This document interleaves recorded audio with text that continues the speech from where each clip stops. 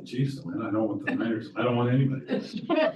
Well, I think you're gonna lose. Good luck with that, Justin. I'm gonna Typical lobbyist. He's trying to kill the game. Typical lobbyist. So, He's not ready to win. Terry will appreciate my Steeler talk, but Mark won't. Terry's not here yet, so you were speaking to the wind. Typical lobbyist. We're ready to go? All right, we'll call to order the meeting of the Legislative Committee for the City of Salem for February 9th, 2024. Present on Hoy. Stapleton. Nishioka. Councilor Nordike, are you with us?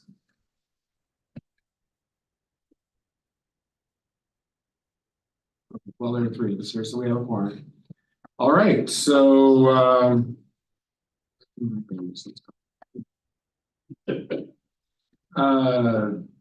legislative updates. Mark and Terry and Kat, you are up.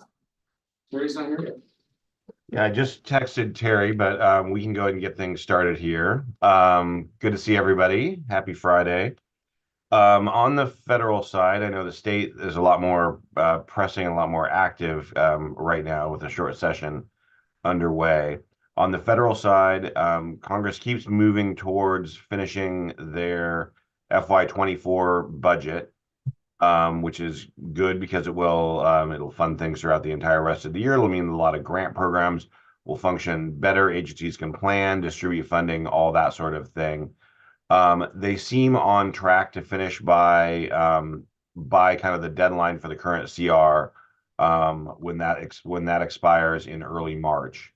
And that it was really kind of I mean, they're doing a lot of there's a lot of noise and a lot of other things that are happening, but in terms of what kind of must pass and needs to pass, that's the big thing that's hanging out there. And things seem to be according to plan on that process right now. Looking forward, what we've been working on with the city is the congressional directed spending or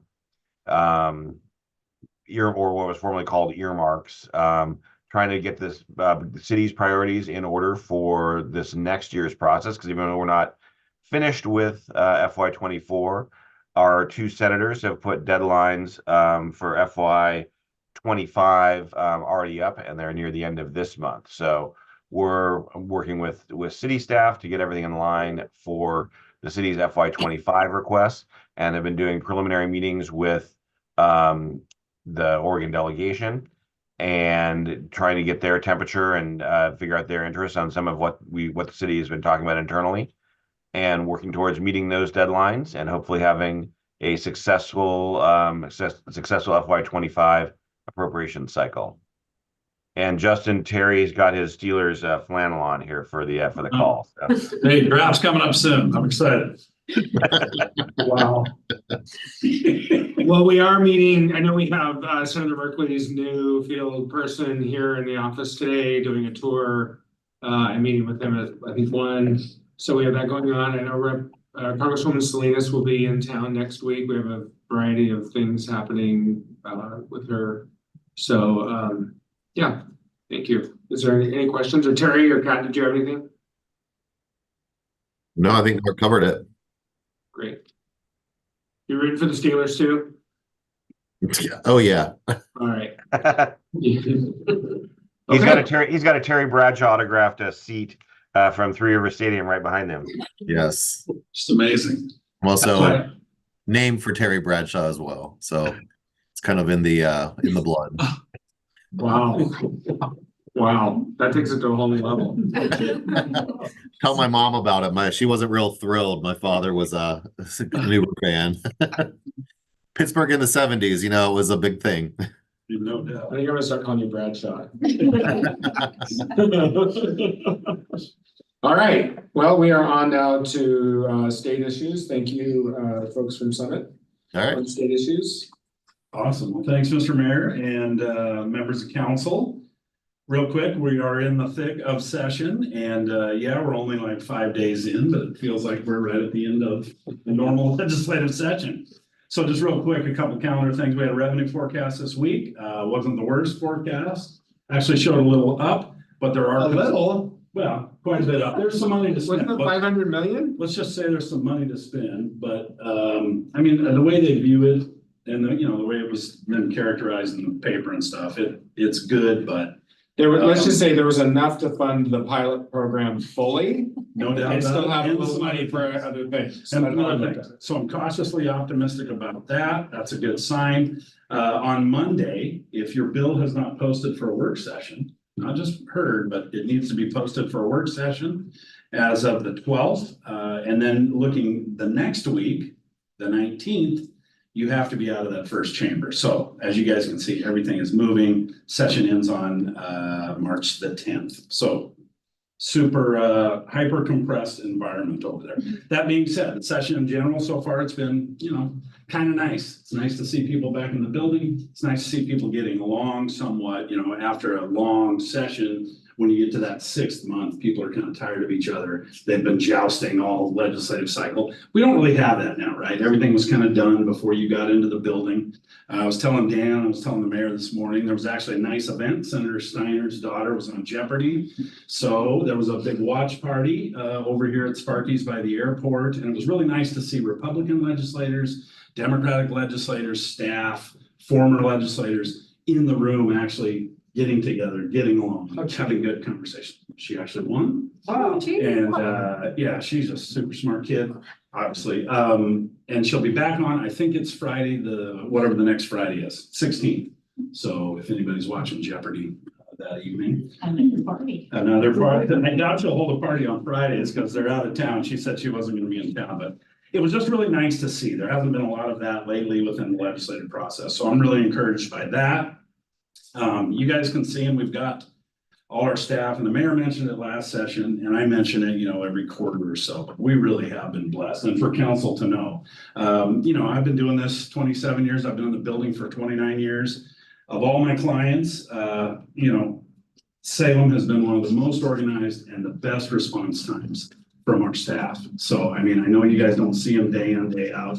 I thought they were all just good buddies that work together as a team really well over the years. I don't think that's the case, but when we come together in this forum, I am really appreciative of all the work that they do. So thank you to the staff and kudos to everybody for doing this on such short notice. So with that, I will switch gears, Mr. Mayor, and get right into the bills of interest, talk a little bit about it, and then we'll hear from our staff. I'll flip it over to you, Courtney, here in a minute. But real quick, the photo radar fix, just to tell people what's going on. There was a hearing held on February the 8th. As far as the West extension, I know that the mayor's planning to testify on that. There's a hearing scheduled for February the 13th. Next week. Justin, just FYI, I have jury duty that day as well, so there's a chance I will not actually give in-person testimony. Right. But we do have Written testimony already. has been submitted, so. Just so you're aware. Perfect. Great. And then any of that, I can have those conversations with the actual members of the committee prior to the meeting. So that's certainly what we do all the time when it's a bill we're interested in. Electric micro mobility vehicles, there's a public hearing scheduled on the 15th. Can you give me some context on what are we talking about scooters or are we talking about small cars? What are we talking I will about? turn it over Let's to her. talk about it. Julie is. Hey, hello. I think we're talking about scooters, e-bikes, those Okay, type of that's- things. And I it's, wasn't sure how micro was in this. So it doesn't know. What are they looking at? Like, what's the point of this whole deal? the point is to establish, to do a task force to look at issues around micromobility and work. So they, in this bill, they specified, I have it on my phone here, who all would be, called in. People representing disabilities, people representing, public universities, insurance, roadway users. And they would be reviewing Oregon laws relating to micromobility and personal mobility devices. Looking at safety education, looking at how it aligns with climate goals in the transportation sector. And basically coming up with recommendations for legislation for the next session. You're gonna talk to cities where about 99% of these things actually exist? Yes, there is their task force calls for having a representative from a city transportation department and the county government and a metropolitan planning organization. So they sort of laid out a whole bunch of different issues.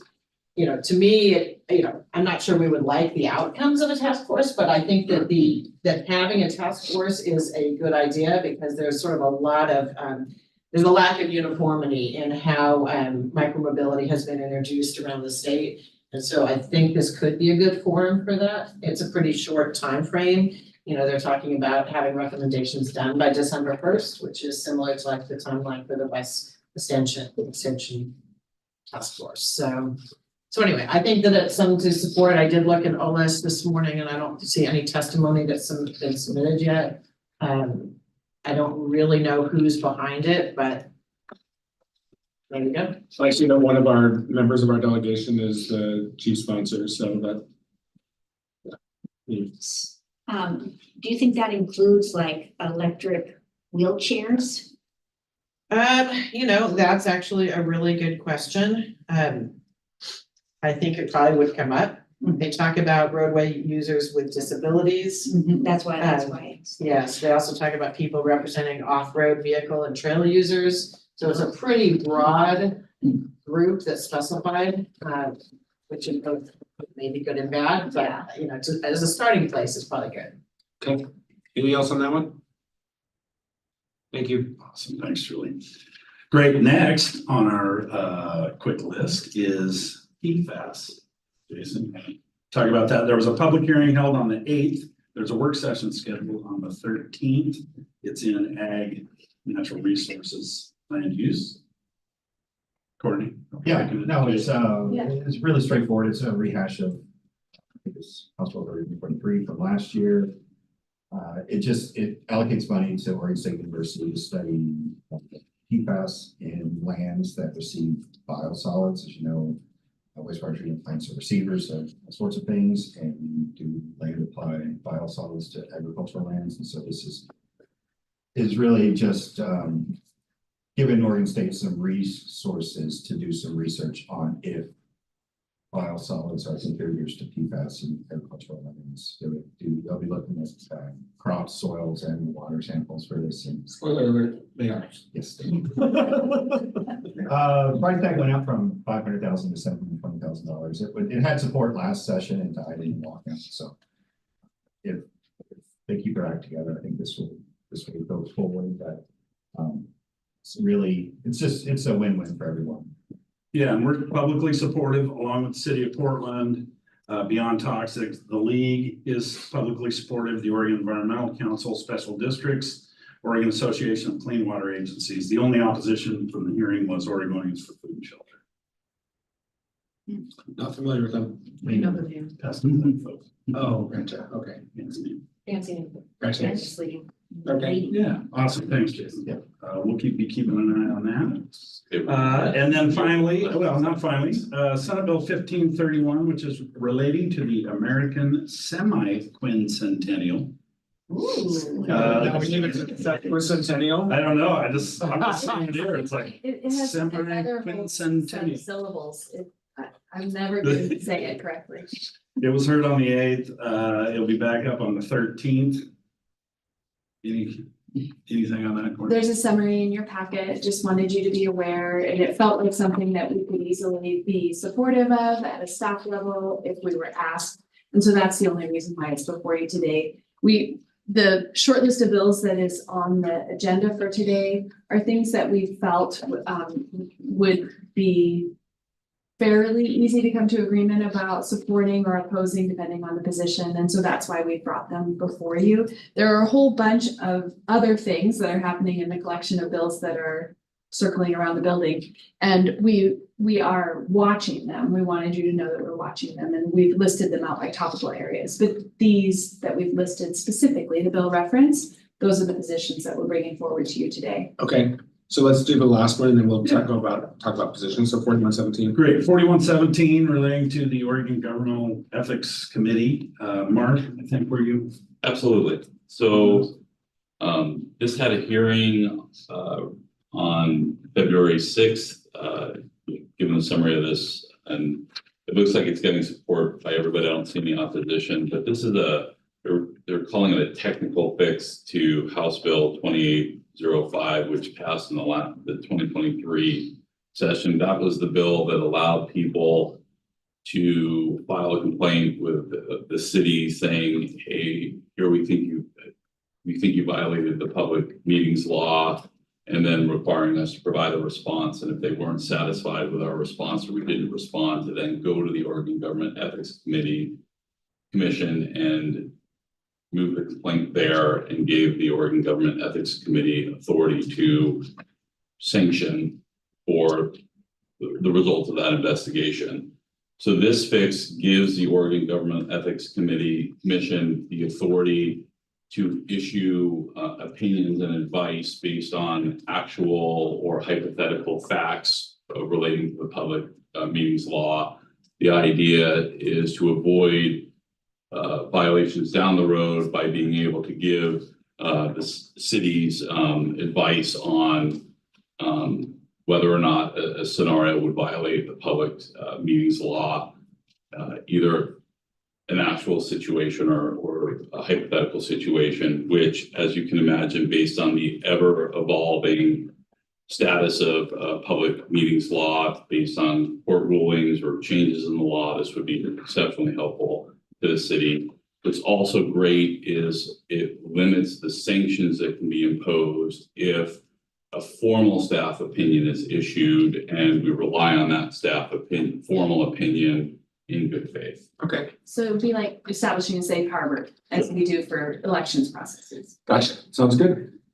Thanks, Mark. There's one item that was a late add that you don't see on your agenda that I wanted to make sure that we added into the mix before we get into the specific positions. And that is the one on the weight mile tax. And Julie, I wonder if you could talk about House Bill 4067. I actually think it's Senate Bill Oh, 1519 and 1543. well, excellent. Then I- That's what I have noted. Senate Bill 15. I have 1519 and 1543, which are two bills that are essentially the same thing. Thank you. Justin, you think I have like, okay. Yeah. Anyway, these have been scheduled for hearing, for, the Joint Committee on Transportation for the 15th. And these relate to decreasing the weight mile tax, for trucks. Increasing or say decreasing? Decreasing. So my understanding is this is probably coming out of the trucking industry relating to wanting to, feeling that the trucks are paying more of their fair share of the state highway fund right now than light vehicles. And so,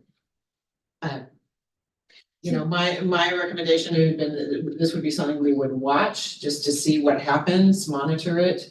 Obviously, if that were to move forward, it wouldn't have an impact. Well, Julie, so I completely misunderstood. I thought this was about increasing available revenue for transportation maintenance in light of what we're seeing happening with the gas tax, but this is the inverse. No. Yes, I think they're trying to get at this definition of what's equitable for Between the light different, users and heavy duty. Why is this coming up now and not during the transportation session, which is supposedly the next long session? I don't know. It's sponsored by Senator Finley and Representative Owens. I would imagine. the partner one is by Boquist. Okay, and then Boquist. So, we can take that for what it is. And then, but we will keep an eye on it. Like you said, Mr. Mayor, we probably will see something like this in a transportation style session. But again, I think we will talk to folks at the league. I would imagine they have concerns because it'll be big impacts to everyone. Well, I'm sure ODOT has concerns So too. we're just watching. Okay, so then Okay, I'm returning to the proposals that are listed on the agenda. yeah. Thank Not you. to worry about those two bits. Thank you. All right, so behavioral health studies and services. Well, these are just a collection of bills that we're monitoring, Okay. so I You want us to deal with the ones you've actually numbered then? if we could, please. And Okay, so we the didn't question is, hear- what are we gonna do with them? Are we gonna support, watch, oppose? Correct, and that's all in the attachment that you received, so it lists out each bill, our recommended position for you to consider. Okay. And you can see support, I guess all of these are support.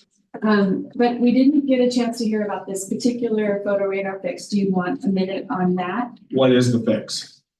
Javin? The fix is, when they made the fix last session, that was to allow cities like us to have photo radar.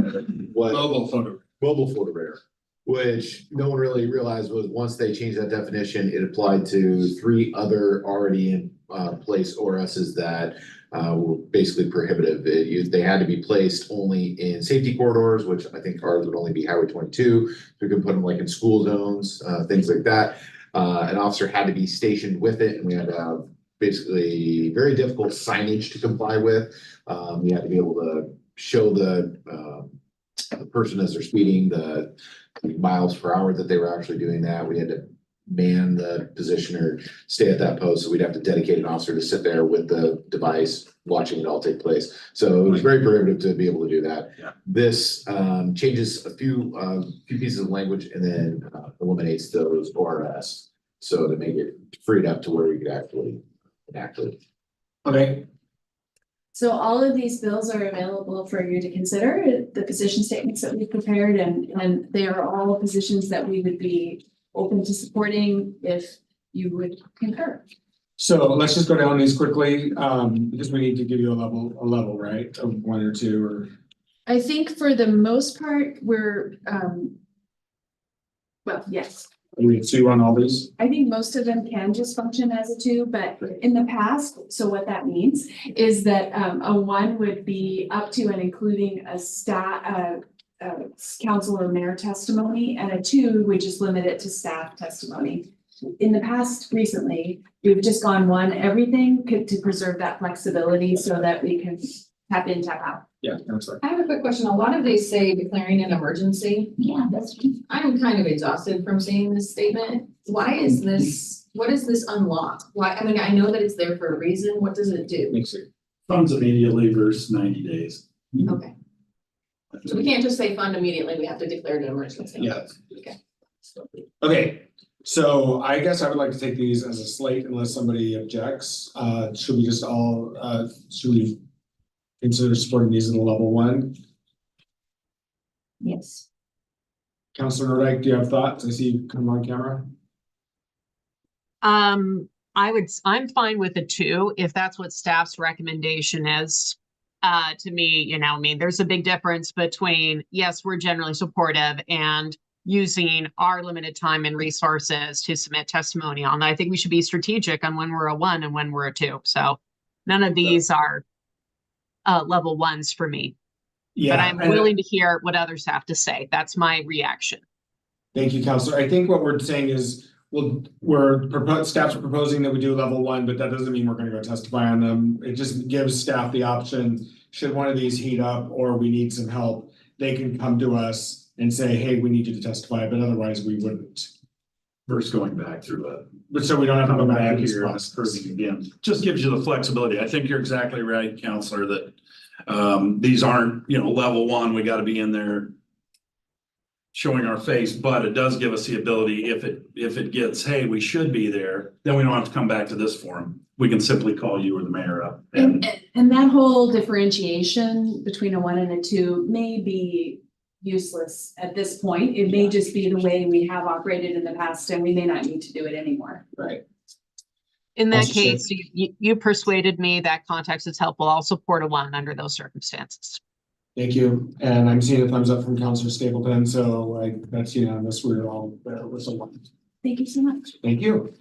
All right, let's go on to item B, behavioral health studies and services. As we spoke last time, these are just a collection of big issues that are moving at various speeds through the session. Again, it being an accelerated session, so it's really speedy or just slightly speedy, moving through or are not moving at all. And so we're tracking a collection of bills on these issues. I mentioned last time we got together on behavioral health and services, there are about 11, I think, bills that are trying to accomplish greater access to behavioral health supports and services. And those are all things that based on the policy statements that we are supportive of. So we're just minding those and putting the policy statement in over and over and over again, should anything get legs in that arena. So just want you to know that that's what we're doing there. All right. On housing and homelessness, there are also a collection of bills including the governor's bills that are moving to establish different policy guidance and some different funding sources for housing and homelessness. We're watching those as well. Local revenue, there is a pilot bill, which I believe Mayor Hoy, you're going to be providing some testimony Monday, for 8:30. Monday. Also solidly and squarely within the priorities that you've established and the policy statements that we've been using to guide our responses. There are also some bills related to PERS changes. We're monitoring those. They often have a fiscal impact to the city, but they would affect all cities at the same time. And there are sometimes other voices that can move those issues forward on our behalf rather than us stating a position. And then Measure 110 reform, as everyone knows, that's the big thing to watch this session. So we are tracking all of those things at the same time. If you have any questions, available. There's always Best sneeze. more. Just a second. Nope. No. Okay. Are there any questions about any of these Councilor Norday. areas? I don't have a question about those, but I did have a question about a different bill we haven't discussed yet. So I just want to make sure I speak up whenever that time is most appropriate. Thank you. We'll get you right as soon as we're done with this list and before we adjourn for sure. And Madam Mayor, and I apologize, Courtney, for not mentioning this when the schedule came out. It's my understanding we're also tracking closely potential reforms on recreational immunity, which is being stuck in an omnibus bill, right? So- And I think Scott Archer mentioned that last time we were together. Yeah. And I know that we've amended the policy statement and it has been approved by council to reflect a broader set of protections around recreation. Is that moving at all? Or anything? Okay. I'll amend the agenda I next. apologize for not bringing it up. Councilor Nordyke? Your bill or your concern? Yeah, thank you. So I was at a neighborhood association meeting last night and a constituent wanted to know where the city will stand on 1537. His particular concern had to do not with whether we need more affordable housing. I think everybody knows that, but about the expansion of the urban growth boundary. I told him we have a process, we go through legislative committee, and then of course it's submitted to the council and we speak with one voice. So I didn't give a personal opinion on that. I said I would defer to what legislative committee does with that. So, you know, I pledged to raise it since a constituent raised it. So that is what I'm doing now. Thank you, Councilor. We did discuss this at our last meeting, and here's the kind of the 30-second version. We don't believe that this bill will impact the city of Salem. We don't think we'll qualify based on the current parameters that we see in the bill. We just won't meet the criteria. So we are just monitoring that bill at this point, and because we don't have a dog in the fight, so to speak, we are staying out of it. I can tell you that I've received an email from maybe 10 or 12 of my colleague mayors around this state who are very supportive. I know because of their particular individual city situations. And I know that there are a lot of people who are very concerned about it. So because of other ramifications of expansion of the urban growth boundary. So our official position at this time is because we don't have a dog in the fight, because Salem won't be directly impacted, we are not taking an official position. We're going to continue to monitor it. Should that somehow change, then we can revisit that. Perfect. That's a great explanation. Thank you. You are welcome. All right, those are the items on our listed agenda. Courtney, I know that often we have additional things to discuss that come in at the last second. Do we have any of those today? No, just the gaffe that I made earlier. That's it. We already did the one that's not really a thing. Yeah. So that's good. And staff, anybody have anything that you haven't had a chance to get to Courtney yet? All right, thank you everybody for your time.